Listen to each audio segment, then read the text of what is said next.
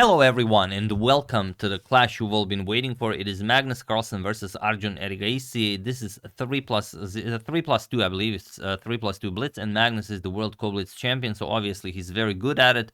But his opponent is also extremely strong in the form of Arjun Erigaisi. And although they've played many games together so far, and the score is heavily in Magnus's favor, interestingly, they've only played one classical game ever.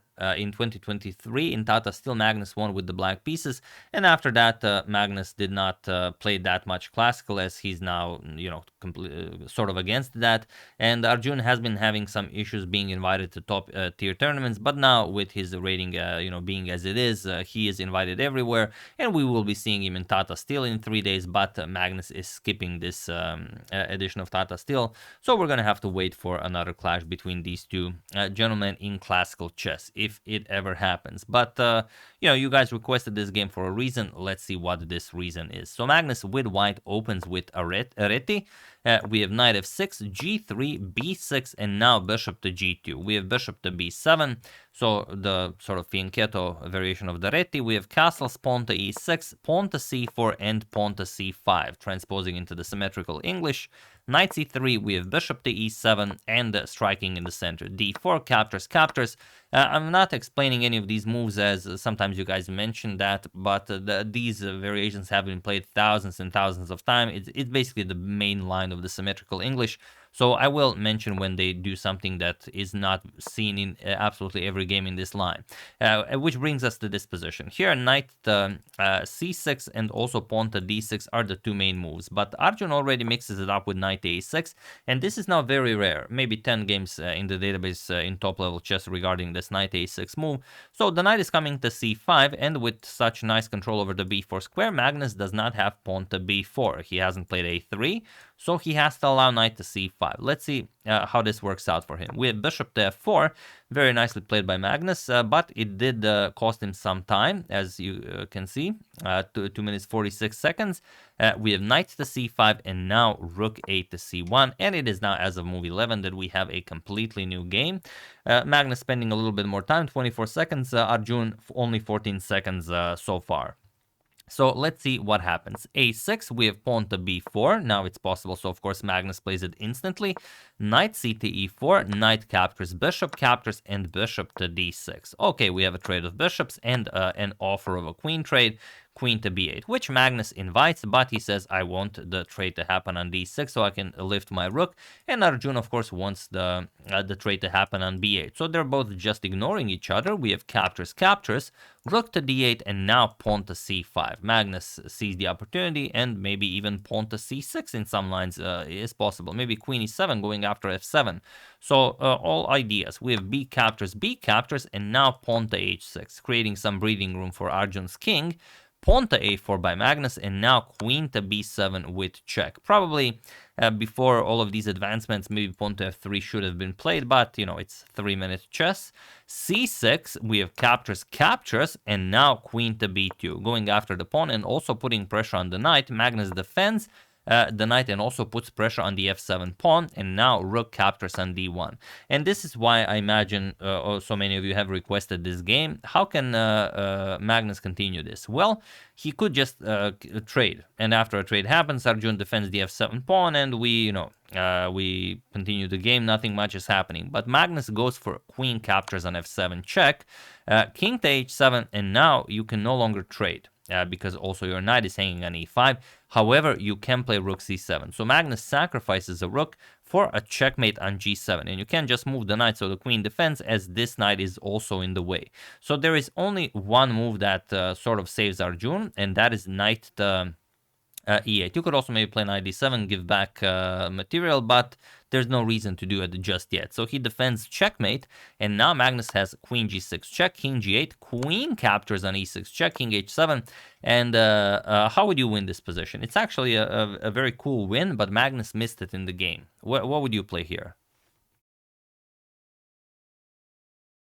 So the winning maneuver is rook f7, and then you have queen f5 check, followed by rook to f8 checkmate, and all of the other lines don't really work out for black. But Magnus misses it. He plays queen to f5 check, king to g8, and now, okay, you could repeat and then go rook to f7, but Magnus doesn't see it. He goes rook to e7, and now Arjun finds a nice defensive resource. Queen b1 offers a queen trade. Magnus goes queen f7 check, king h7, and now knight to d7. The only way to continue the game for Magnus was knight to d3, but he goes knight d7. Again, idea is pretty much the same, but now you want a different checkmate. Knight f6 check, and then if knight captures, you have a checkmate, and if the king goes up the board, then queen to f8 is checkmate. So similar, but not quite there yet. But Arjun is up a full rook, so he doesn't have to keep it. Rook captures on d7.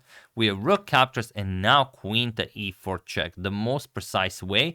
If you just trade queens and allow Magnus to start pushing those pawns, even though Magnus is down a knight, he will be formidable. However, after queen to e4 check, it's very much different because there is no checkmate, and also you don't want to give up your e2 pawn for nothing. So that's why queen to f3, and now knight to f6, attacking the rook and also defending the queen. Rook to d6, and queen captures on f3. For some reason, Magnus dislikes king captures. He doubles his pawns. Probably in the future, he will play some sort of an f5 captures or something, or g5 captures, and then he will undouble his pawns and then maybe advance the past f pawn. It's hard to say why he did it. We have pawn to a5. Now it's a knight versus Magnus's 2 extra pawns. We have pawn to g4. King to g8, king to g3, we have king to f7, and pawn to h4. Let's see how Arjun plays this. King e7, we have rook to b6, and now knight to d7, attacking the rook, and Magnus should force the king back with rook to g7, and this gives him the best chance to hold for a draw. But Magnus played rook to b5, and he gives up the 6th rank to Arjun's king, and he claims it immediately. King d6, we have rook to b7, king c6, rook to b1, and now knight to c5. And all of a sudden, Arjun's king is in the game, the knight is attacking the a4 pawn, and unless you want to have a very passive game after rook to a1, you have to look for something else. So Magnus plays rook c1, rook to b8, and now pawn to f4. Maybe if Arjun wastes enough time going after the a pawn, maybe Magnus can, create a passed f pawn or a passed g pawn and have chances of drawing, or maybe in some, crazy universe even winning this game, as both players are now below 10 seconds on the clock. Playing an increment, anything can happen. So rook to b4 was played, and now pawn to f5. Rook captures on a4. Arjun calculates precisely that there is enough time to capture the pawn. g5, we have captures, and king to d5. Pawn to f3, stopping any checks from the knight.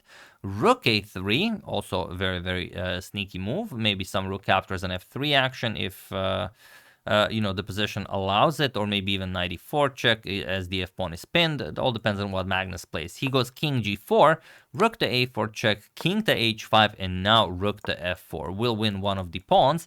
So f6, Magnus sacrifices a pawn to create a passed g-pawn, captures, and pawn to g6. And now Arjun plays knight to e6, the most precise way to stop the pawn. Rook to a1, and now rook captures on f3. Magnus also claims the a-pawn with check. King to e4, and now rook to a4 check. And now Magnus will deliver sort of a barrage of checks. We have rook a5 check, king d6, rook to a6 check, king to e7, rook a7 check, king to f8, rook a8 check. We have king to g7, and after rook a7 check, king to g8, and now knight to f8. That will be the end of checks. But Magnus throws in another one just for good measure. Knight to f8, we have rook to a6, and now rook to f5 with check. King h6, and now the question is, what did Arjun have in mind here? How is he stopping Magnus from just playing g7 and rook a8? Is there anything he can do here? Well, there is one thing, and you have to, Arjun has 4 seconds and he spotted it. Can you spot what Arjun found here? What is the winning idea?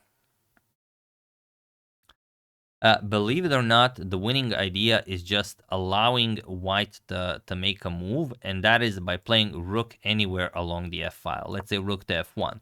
This is what he played, and now you see the problem. There aren't really all that many moves that you can play, and what happens if you just play pawn to g7? Well, if pawn to g7, then rook to h1 is checkmate. The pawn stops the king from going g5, and the knight prevents the king from going g6. So advancing the pawn would result in checkmate. And what else can you do? If you go rook to a8, you just attack the knight. Then again, rook to h1 is checkmate. It doesn't matter if the pawn moved or not. Now the pawn is stopping you from going g6. So Magnus has to go back, and this is that crucial tempo that Arjun needs to win this game. King h5, now just rook to h1 with check, king to g4, rook to g1 check, king to f5, and the final check, rook to f1 with check. We have king to g4, and now knight captures on g6, and he was in this position on move 67 that Magnus Carlsen resigned the game, as there is nothing more to be done here. So a beautiful display of endgame skill by Arjun, taking down well, we could say the greatest endgame player who ever lived, you know, along some other very nice gentlemen. But yeah, I mean, played almost to perfection. Especially the entire endgame was played merely on increment, you know, 2 seconds max per move. Absolutely brilliant by Arjun, and it wasn't easy, but he was able to do it. So yeah, it was a very nice game by Magnus as well. He created a very nice attack, sacrificed the rook. It was all working, but like we said, he missed that critical idea here after king to h7. Rook to f7 would have won him the game, but I mean, yeah, I mean, it's simple when you think about it. Rook f7, check and mate, but you know, with 12 seconds on the clock, it is possible even for Magnus to miss this. He gave Arjun one chance, and as the quote says, it was Arjun who had the next move. That is not what this quote is about, but you know, you know what I meant. So yeah, that's the game. Hope you guys enjoyed it. Thank you very much for recommending it. I wasn't watching the event live, so I wouldn't probably even have seen the game. I would, as sometimes I, you know, check out all of the games that Magnus played just for good measure. You know, maybe something cool happens, but I probably wouldn't have seen this one, so thank you for recommending it. So yeah, hope you guys enjoyed it. Preparing some next mini sagas for you guys, as you guys have been enjoying these so much. I would like to thank Ryan Canus, Isaac Pinol Catadao, Everett Mulder, Simon Maxon, and Stand By You for a contribution to my channel. Thank you a lot, really appreciate it. As usual, you can check 2 of my previous videos here. Thank you all for watching, and I will see you soon, continuing to check off on your wonderful suggestions such as this one and whatever else happens in the chess world.